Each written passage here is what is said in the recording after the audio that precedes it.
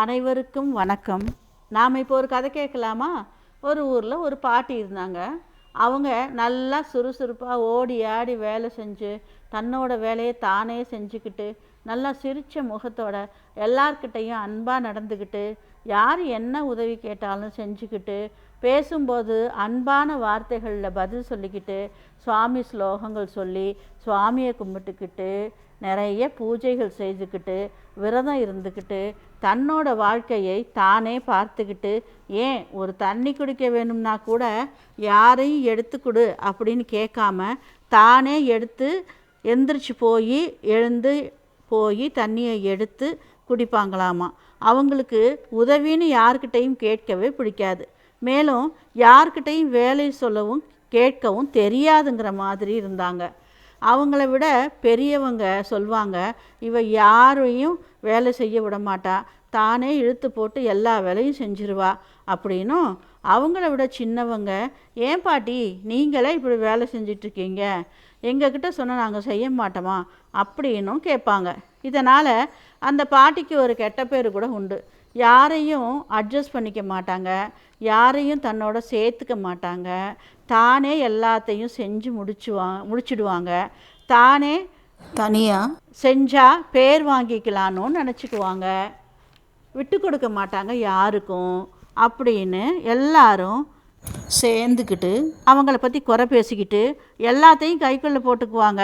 இப்படி ஓடி ஓடி வேலை செஞ்சால் எல்லாரும் சொல்லுவாங்க, நல்ல பாட்டி எப்படி வேலை செய்கிறாங்க பாரு அப்படின்னு சொல்லுவாங்கங்கிறதுக்காக இப்படி இழுத்து போட்டு எல்லாம் செய்கிறாங்க அப்படின்னு ஒரு கெட்ட பேரையும் சம்பாதிச்சு வச்சுருந்தாங்க அந்த பாட்டி. ஆனால் அந்த பாட்டியோட மனசில் அடுத்தவங்களுக்கு தொந்தரவு கொடுக்கக்கூடாது அப்படிங்கிற எண்ணமும், முடிஞ்சவரை தான் வேலை செஞ்சால் தனது வாழ்க்கையில் ஓய்ந்து விடாது, என்றைக்கும் எத்தனை காலம் இருக்க போகிறோமோ தெரியல, இப்படியே ஓடியாடி வேலை செஞ்சுக்கிட்டே இருக்கணும், அப்போ தான் நம்ம உடம்பு சோர்வடையாது, யாரையும் எதிர்பார்க்கக்கூடாது அப்படின்னு நினச்சிக்கிட்டு அவங்க வேலை செஞ்சுக்கிட்டு இருந்தாங்க. அதன் மூலம் தனது உடல்நிலை பாதித்து விடுமோ, யாருக்கிட்டே உதவி செஞ்சு நம்ம உட்காந்து வேலை செஞ்சோம்னா உடல் ஓஞ்சி போயிடுமோ அப்படின்னு பயம் இருந்தது. ஒருவர்கிட்டையும் இதையெல்லாம் சொல்கிறதில்ல, தானே செஞ்சிடலாம்.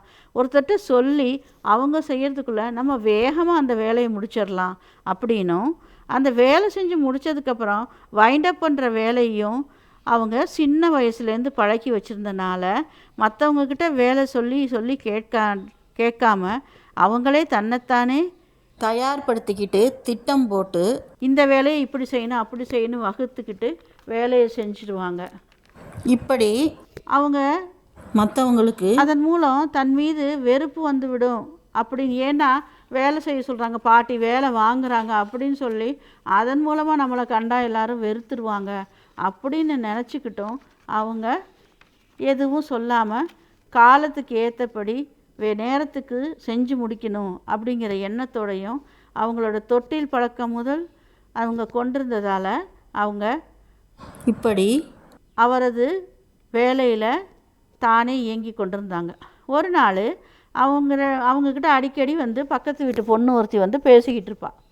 அப்போது வந்து பேசிகிட்டு இருந்துட்டு பாட்டியை பார்த்துட்டு போவாள்.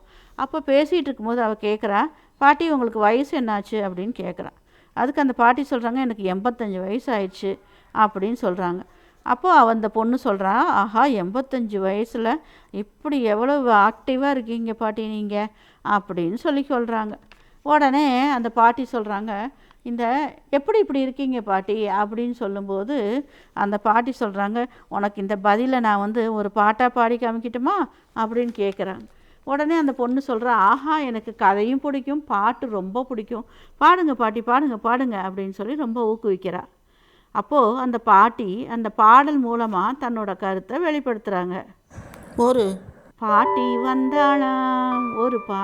வந்தாளாம், காலையில் எழுந்து விறகு பொறுக்கி வாசல் கூட்டி தண்ணீர் தெளிக்க பாட்டி வந்தாளாம், கோலம் போட்டு பூவை வைக்க குட்டி பொண்ணு வந்தாளாம், காடு சுற்றி முள் பொறுக்க பாட்டி வந்தாளாம், விறகை எடுத்து அடுக்கி வைக்க குட்டி பொண்ணு வந்தாளாம், கேணி தண்ணி இறைச்சி ஏந்த பாட்டி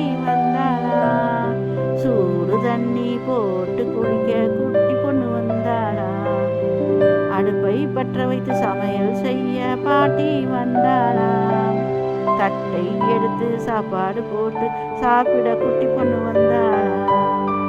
வீட்டை முழுதும் சுத்தம் செய்து மெழுகி எடுக்க பாட்டி வந்தாளா.